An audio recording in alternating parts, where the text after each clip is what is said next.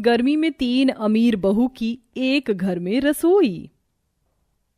गर्मी से बेहाल पर चिलचिलाती धूप होने पर भी एक ही कमरे में तीनों बहू ने अलग अलग चूल्हा बना रखा था, जहां पसीने में भी वो खाना बना रही थी। उफ, ये गर्मी, अब मुझसे इतनी गर्मी में खाना नहीं बनता। लोगों के पास बर्नर वाली गैस है, तब भी खाना बनाने में परेशानी हो रही है। कोई हमसे पूछे कैसे बर्नर के बिना स्टोव पर खाना बनाना पड़ रहा है, वो भी फुस-फुस करके। आधा चालू करने में ही टाइम बर्बाद हो जाता है। शालिनी, मैं तुमसे कुछ कह नहीं रही हूँ तो तुम मेरे बारे में मत बोलो। वैसे ही गर्मी में दिमाग खराब है। लड़ना बंद करोगी? आपकी वजह से मैं अपना खाना नहीं बना पा रही हूँ। खुद तो दोनों ठीक ठाक गैस और स्टोव पर खाना बना रही हूँ। मुझे देखा कितना पसीना आ रहा है। मिट्टी के चूल्हे पर खाना बना रही हूँ, लकड़ी से धुआं भी हो रहा है और आंख में जल रहा है।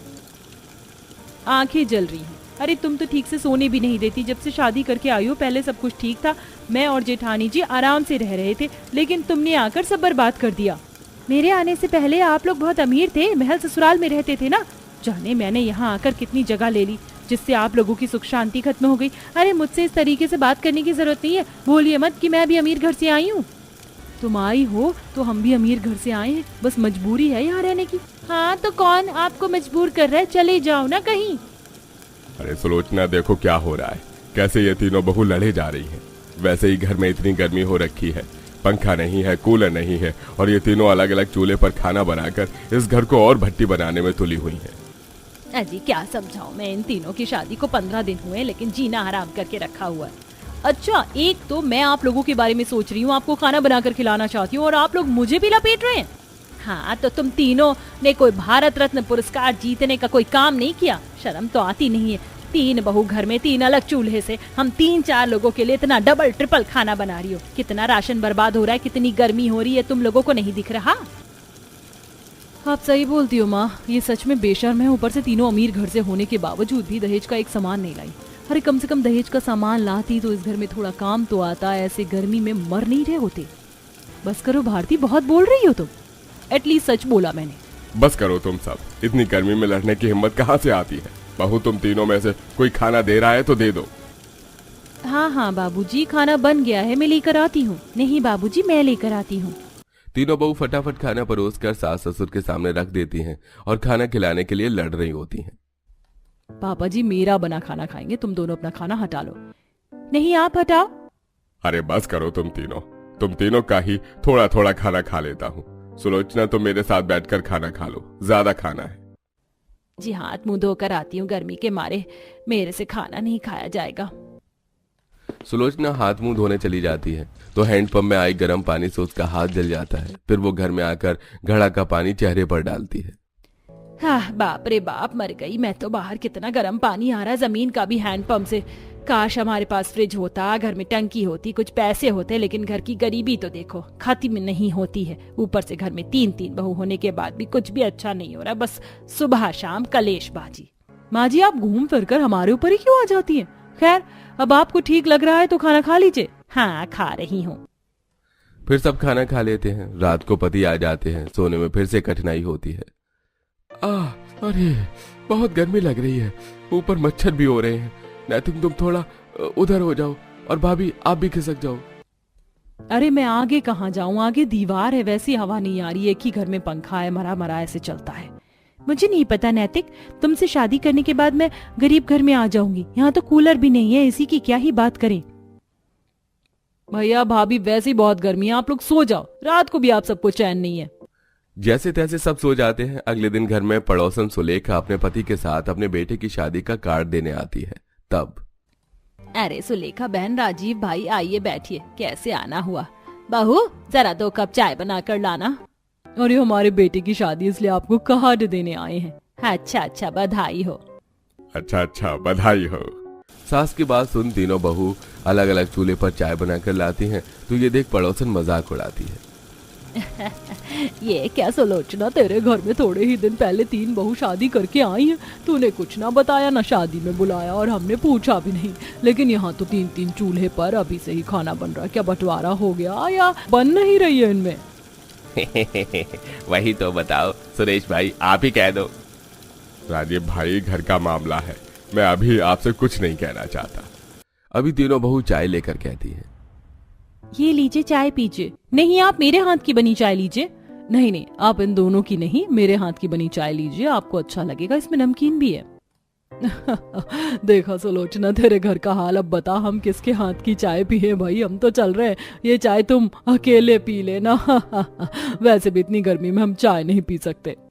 ये कहकर पड़ोसी लोग मजाक उड़ाकर चले जाते हैं। दरअसल पहली अमीर बहू तो दिग्विजय से यूं ही शादी करके आ गई थी, लेकिन राहुल ने शालिनी से उसके घर से भागकर शादी कर ली और तीसरा वाला इतना मासूम दिल का निकला कि आत्महत्या करती। रितिका को उसने बचा लिया और शादी करके घर ले आया। माँ बाप ने तो कुछ नहीं कहा, लेकिन शादी के कुछ ही दिनों में उनकी लड़ाई होने लगी, क्योंकि अमीर घर से होने की वजह से वो गरीब ससुराल में रह नहीं पा रही थी, लेकिन मजबूर होकर रह रही थी। वहीं तीनों घर के बेटे भी फैक्ट्री में काम करके घर का खर्च चलाने की कोशिश कर रहे थे। वक्त गुजर जाता है, आए दिन गर्मी में बुरा हाल होता है। वहीं तीनों पत्नी कभी अपने पति से लड़ती तो कभी घर वालों से, तो कभी आपस में ही। एक शाम तीनों बहू बाजार से सामान लेने गई थी। तभी तीन बहू को प्यार से सामान लेता हुआ सुलोचना और उसकी बहू देखती है, और इसके बावजूद भी तीनों लड़ती हैं। अरे मैं लौकी की सब्जी ले रही हूँ ना कोफ्ते बनाने के लिए, तो तुम दोनों कोई दूसरी सब्जी क्यों नहीं ले रहे? मेरी नकल मत करो। अरे नकल करने के लिए आप ही बची हो क्या? आप कुछ और सब्जी ले लो, मुझे तो यही बनानी है। रितिका तुम शिमला मिर्च ले लो, नहीं तो आलू खरीद लो। अरे मैं हमेशा ही क्यों सैक्रिफाइस करूँ? छोटी हूँ तो आप दोनों मुझे ही बोलोगे, कभी खुद बड़प्पन भी दिखा दिया करो। तीनों बीच बाजार में लड़ने लग जाती हैं। आते जाते लोग उन्हें देख रहे होते हैं। तभी सुलोचना उन तीनों को घर लाकर सुनाने लगती है। कब सुधरोगी तुम तीनों, मुझे ये बता दो। देखा था ना बाजार में तीन बहू कैसे प्यार से सामान ले रही थी, और खुद को देखो कैसे कुत्ते बिल्ली की तरह लड़ रही थी। जब से शादी करके आई हो मेरे घर की सुख समृद्धि शांति भंग कर दी है। इससे अच्छा तो हम पहले ही गरीबी में रोटी बनाकर खा रहे थे, तुम्हारे आने के बाद भी सब बर्बाद हो रहा है। डबल राशन जाता है, मेरे बच्चों के पैसे लगते हैं। अगर यही पैसे बच जाते तो अब तक कूलर आ जाता घर में। वैसे तुम हाय गर्मी करती रहती हो, लेकिन तुमने घर के लिए अभी तक किया ही क्या है? अरे तुम तो पढ़ी लिखी गंवार हो, एक रसोई में मिलकर खाना नहीं बना सकती। सास की ये बात सुन तीनों बहू की बोलती बंद हो जाती है। अगले दिन घर में उनसे कोई बात नहीं करता। तब अकेले में तीनों बहू। सच में अब तो सर से पसीना बहते बहते पैरों तक आ गया है। माँ जी ने कल हम तीनों को सही डांटा है। हमने पैसे तो बहुत बर्बाद किए, लेकिन अब पैसे बचाने के लिए और कमाने के लिए क्या करें? दीदी ऐसा कुछ काम करते हैं जो हमारी पढ़ाई लिखाई नॉलेज काम आए। मुझे समझ आ गया हमें क्या करना चाहिए। बड़ी दीदी ट्यूशन पढ़ा लेंगी, मुझे फॉर्म वगैरह ऑनलाइन डॉक्यूमेंट के काम अच्छे से आते हैं, मैं वो करूंगी, और तुम कंप्यूटर क्लास दे दो बच्चों को, हर महीने 500 रुपए फीस। हाँ, इससे हमारे घर वाले भी खुश हो जाएंगे और धीरे धीरे हम अपना घर बनवा लेंगे और एसी कूलर भी ले आएंगे, साथ में चूल्हा भी एक ही रखेंगे। हाँ बिल्कुल। तब से तीनों बहू प्यार से घर में काम करने लगती हैं। बाकी की दो चूल्हे हटा देती हैं। साथ ही थोड़ा लोन लेकर रितिका 3-4 कंप्यूटर ले आती है, जहां आसपास के बच्चों को पर्चा बांटा जाता है। कंप्यूटर और कोचिंग क्लास के लिए दोनों बहू ट्यूशन पढ़ाती हैं, एक कंप्यूटर का और एक सब्जेक्ट का। बाकी तीसरी बहू घर के एक कोने में साइबर कैफे का काम खोल लेती है। लोगों के ऑनलाइन डॉक्यूमेंट भर के पैसे भेजकर और आधार कार्ड का काम करवाकर धीरे धीरे घर की आर्थिक स्थिति को बेहतर करने में मदद करती है। और 3 महीने में ही वो घर में EMI पर एक एसी ले आती है, जिससे पूरे घर में एसी की ठंडी हवा बहती है। साथ ही अब उनके ट्यूशन के बैच भी बहुत ज्यादा होते हैं। कंप्यूटर का लोन भी उतार देती है और घर में मॉडर्न रसोई भी बन जाती है। एक दिन, अरे वाह, जैसे ही तुम तीनों की अकल पलटी इस घर की काया पलट गई। देखो तो अब तो हमारी रसोई भी बहुत अच्छी हो गई और घर में गर्मी की दिक्कत भी नहीं है। और माँ जी ये सब आपकी उस दिन की डांट की वजह से हुआ है, तभी हम संभल पाए। और अभी तो देखना आप, हम इसका ऊपर का फ्लोर बनाएंगे और फ्रिज भी लेकर आएंगे। हाँ बिल्कुल बच्चों। इस तरह तीनों अमीर बहू अपने गरीब ससुराल को बेहतर कर देती हैं और वहाँ खुशी खुशी रहने लगती हैं। कितना समय लगाएगी बहू? यहाँ सब खाने का इंतजार कर रहे हैं। बस माँ जी आ गई। कंचन हाथ में कांच का कटोरा लिए डाइनिंग टेबल की तरफ बढ़ रही होती, तभी उसके हाथ से कांच का कटोरा छूट जाता है। हे भगवान, इसने ये क्या किया? पहली रसोई में ही सत्यानाश कर दिया।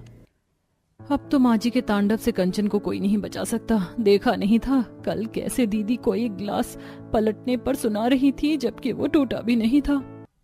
क्या बात है बहू, मैंने अपनी कांच की रसोई का सत्यानाश करवाने के लिए तुझे अपने घर की बहू बनाया है? खा लिया खाना, भर गया पेट और हो गई आपके कांच के महल को ढाने की तैयारी। सीमा और मधु डरे हुए थे। वहीं कुंती लगातार कंचन को खरी-खोटी सुना रही थी। आखिर कांच की रसोई के लिए कुंती का इतना प्यार क्यों? जो कुंती एक कटोरे के टूट जाने पर इतना भड़क क्यों रही थी, इसे जानने के लिए हमें कहानी में पीछे चलना होगा। दीनानाथ अपनी 3 बेटी सीमा, कंचन और मधु के साथ रहता था। दीनानाथ की पत्नी सावित्री की एक बीमारी के कारण कई साल पहले ही मौत हो चुकी थी। दीनानाथ की तीनों बेटियों के लिए एक ही घर से रिश्ता आता है। तुम तीनों को मैं माँ का प्यार तो नहीं दे पाया, लेकिन जिस घर में तुम लोग जा रही हो वहाँ तुम्हारी सास तुम्हारा अच्छे से ध्यान रखेंगी। दीनानाथ को अपनी तीनों बेटियों के लिए एक ही घर में रिश्ता मंजूर था। रिश्ता पक्का होने के बाद कुछ ही दिनों में दीनानाथ की तीनों बेटियों की शादी कुंती के तीनों बेटों से करवा दी जाती है। आज से ये घर तुम तीनों का है। पिता का घर तो हमेशा पराया होता है और बेटियां पराया धन। बिल्कुल भाभी, आज से ये घर आप सभी का है। सीमा, कंचन और मधु का ससुराल में काफी अच्छे से स्वागत किया जाता है। सीमा घर की सबसे बड़ी बेटी और बहू बनी थी, तो वो काफी समझदार थी। वहीं कंचन और मधु सीमा से बिल्कुल अलग थे। मधु, तूने देखा यहाँ का किचन कितना बड़ा है और किचन में मौजूद हर एक चीज कांच की है। हाँ हाँ, मैंने देखा, हमारे ससुराल की रसोई कांच की बनी हुई है।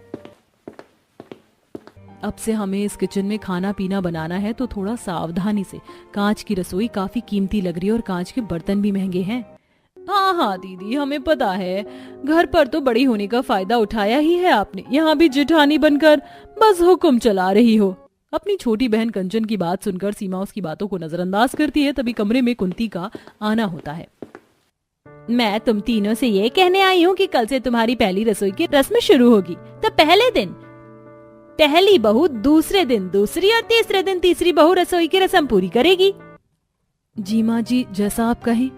कुंती अब वहां से चली जाती है, लेकिन कंचन और मधु के चेहरे की हवाइयां उड़ी हुई थी। अरे नहीं नहीं, कांच के उस रसोई में जाने में मुझे डर लग रहा है, कुछ टूट गया तो आफत आ जाएगी। इसीलिए तुम दोनों को समझा रही थी कि जरा ध्यान से, कुछ टूट फूट ना जाए। अब अगले दिन सीमा पहली रसोई की रस्म पूरी करते हुए कांच की रसोई में खाना बनाती है। सामने से कांच की रसोई से तेज धूप की किरण सीमा को पसीने से तरबतर कर रही थी। अरे बाप रे दीदी, यहाँ तो कितनी गर्मी है। ये बर्तन कितने चमक रहे हैं और भारी भी हैं। इसीलिए कह रही हूँ, नाजुक चीज है, इन्हें संभाल कर और ध्यान से ही काम मिलाना। बाहर सभी सीमा की पहली रसोई में बने खाने का इंतजार कर रहे थे। कुछ देर बाद सीमा सभी के लिए खाना लगाती है। भाभी, क्या मटर पनीर की सब्जी बनाई है आपने, और ये गुलाब जामुन तो लाजवाब है। कंचन देख रही है ना, दीदी को यहाँ भी तारीफ मिल रही है, आखिर हमारा क्या होगा। बहू, ये शगुन के तौर पर तेरे लिए सोने के कंगन, खाना वाकई बहुत अच्छा बनाया है। कुंती अपनी बहू को पहले ही खाना बनाते हुए देख आती है, जो सीमा साफ सफाई से और बर्तन को उसकी सही जगह पर रखते हुए खाना बना रही थी। तो कुंती को देखकर अच्छा लगता है। अभी तो तुम्हारी 2 और बहुएं बाकी हैं, उनके लिए भी शगुन बचाया है ना। वो तो खाने पर है कि उनके हाथों में खाने का कितना जादू है जो मुझ पर चलेगा। अगले दिन सुबह सीमा जल्दी उठकर खाना बना लेती है, क्योंकि कांच की रसोई में सामने से आने वाली धूप खाना बनाने वाले की हालत खराब कर देती थी। दीदी, आज तो मेरी रसोई थी, तो आपने सुबह खाना क्यों बनाया? इसीलिए क्योंकि मुझे पता है तुम दोनों के उठने का समय क्या है।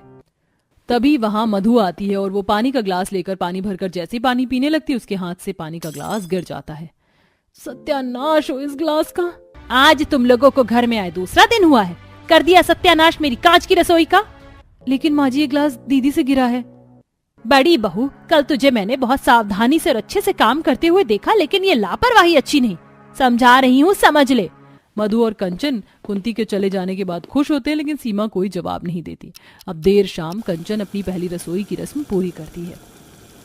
खाना बन गया है बहू? हाँ, बस खाना तैयार है माँ जी। अब जैसे ही कंचन सब्जी से भरा कांच का कटोरा लेकर किचन से निकलती है और डाइनिंग टेबल की तरफ बढ़ती है, वैसे ही कंचन के हाथ से वो कांच का कटोरा गिर जाता है। कर दिया सत्यानाश इसने। इसे तो सासू माँ शगुन की जगह गालियां देंगी। और होता भी वही है जो सब सोच रहे थे। कुंती कंचन को खूब खरी खोटी सुनाती है। भर गया पेट, हो गई तसल्ली। मुझे लगता नहीं माँ, ज्यादा दिन आपकी कांच की रसोई टिक पाएगी। माँ जी, आप गुस्सा मत कीजिए, मैं इन्हें रसोई संभालना और सहजना सिखा दूंगी। उसी में भलाई है। कंचन के साथ पहली रसोई में जो कुछ होता है उससे मधु डर जाती है, लेकिन उसे भी पहली रसोई की रस्म तो निभानी थी। अब उसकी बारी थी। सब कुछ ठीक से हो जाने के बाद जब डाइनिंग टेबल पर मधु सबके लिए खाना लगा रही होती है, तभी उसके साड़ी के पल्लू से कांच के कई ग्लास गिरकर टूट जाते हैं। कोई बात नहीं बहू, गलती से हुआ है। गलती से तो मैंने तुमसे भी शादी करके की है, तो उसका क्या? बहू, कल तुझे समझाया था ना, और अपनी बड़ी बहन को देख ले कितना संभाल कर काम करती है। माँ जी, जो हुआ गलती से हुआ। तुझे बीच में बोलने की जरूरत नहीं है। कल जो तूने किया वो मैं भूली नहीं हूँ। तीनों की तीनों कान खोल के सुन लो, खासकर तुम दोनों। मेरी कांच की रसोई पर आंच आई तो जान ले लूंगी। कुंती अपनी बहू से ज्यादा अपने कांच की रसोई पर ध्यान रखती है कि उनकी बहुएं कांच की रसोई अच्छे से देखभाल कर भी रही हैं या नहीं। पानी पीने के लिए भी सोचना पड़ रहा है, कहीं कांच की ग्लास हाथ से ना छूट जाए और माँ जी का खौफ झेलना पड़े। अब कंचन और मधु देर रात किचन में खाना खाते हुए एक दूसरे से बातें कर रहे होते, तभी उनके हाथ से पानी का ग्लास छूट जाता है। तो वहां कुंती से पहले सीमा पहुंच जाती है। तुम लोगों को समझ नहीं आएगा ना? माँ जी, ये ग्लास कंचन और मधु से नहीं, मैंने गिराया है। लगता है इन दोनों की परछाई तुझे भी लग गई है। चाहती क्या है तू? आगे से ऐसा नहीं होगा माँ जी। सीमा को कुंती सुनाकर वहां से चली जाती है, लेकिन कंचन और मधु एक दूसरे को देखते हुए कहती हैं, दीदी को कुछ ज्यादा अच्छा बनने का शौक चढ़ गया है। सही कह रही है तू, अब कुछ भी गिरता है तो दीदी का ही नाम लगाएंगे। कंचन और मधु अब अपनी ही बड़ी बहन को आए दिन खरी खोटी सुनवाने लगी थी। दोनों जानबूझकर ग्लास गिरा देती और नाम सीमा का। अब कंचन और मधु खाना बनाते हैं। बहू खाना लगा दे, भूख जोरों की लगी है। कंचन अब सभी के लिए खाना लगाती है, लेकिन वह खाना खाते ही कुंती आग बबूला हो जाती है, क्योंकि खाना खराब हो चुका था। और कुंती कंचन और मधु को खूब सुनाती है, बहुत हो गया, अब मैं और नहीं सह सकती। ये खाना खराब हो चुका है, अभी के अभी तुम दोनों मेरे घर से निकलो। माँ जी, मैं आपके आगे हाथ जोड़ती हूँ। इन दोनों की गलती बस इतनी है कि इन्होंने खाना रसोई में रख दिया था और वहां से आने वाली धूप के कारण ये खाना खराब हो गया। कंचन और मधु अपनी बहन को गिड़गिड़ाता हुआ देख अपनी बहन और सास से माफी मांगती हैं। माँ जी, मुझे माफ कर दो। दीदी ने हमारे लिए जितना किया, हमने उतना ही उन्हें रुलाया है। माँ जी, अब तक हमसे जो गलती हो रही थी, आगे से अगर हमने ये गलती दोहराई तो हमें आप घर से बेशक निकाल दीजिएगा। कंचन और मधु को एहसास हो जाता है कि जिस दीदी से वह नफरत कर बैठी थी, असल में वह उसकी माँ थी, जो हर वक्त उन्हें प्रोटेक्ट करती थी। इसीलिए कहते हैं किसी से ईर्ष्या नहीं करनी चाहिए। क्या पता सामने वाला इंसान आपके लिए भला ही सोच रहा हो।